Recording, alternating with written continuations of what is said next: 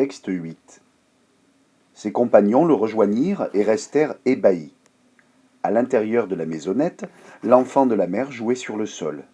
Sa peau d'argent brillait à la lueur de la lanterne.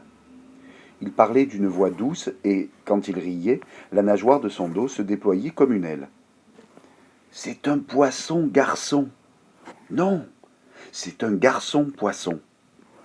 Poisson ou garçon, voici le secret de leur richesse. Il faut le prendre, décida l'un des hommes à voix basse. Les deux autres firent oui de la tête. Alors, ils se précipitèrent ensemble dans la maison. « Vieille, prête-nous ce petit sorcier. À Basse-Terre aussi, nous voulons de beaux poissons. »« Jamais, dit Cazel. Nous te le rendrons plus tard, allons. Fado est mon enfant, vous ne l'aurez pas. Alors tant pis, la vieille, nous le prendrons quand même. Cazel essaya de défendre Fado de toutes ses forces, mais que pouvait-elle contre les trois hommes?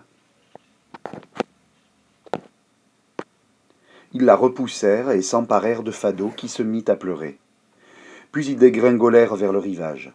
Celui qui portait l'enfant grogna. « Il glisse comme un poisson entre les doigts. »« Ma mère !» cria Fado. « Ma mère !»« Mon fils !» gémit Cazel en se pressant aussi vite qu'elle le pouvait sur ses vieilles jambes derrière les ravisseurs.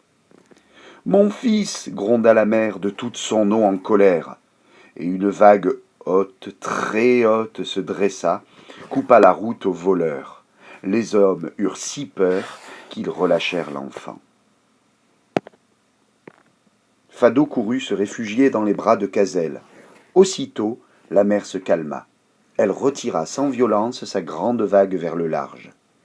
Les gens de Cap-de-Chien, alertés par le bruit, apparaissaient sur le sentier, et les trois pêcheurs de Basse-Terre s'en retournèrent chez eux, remplis de crainte.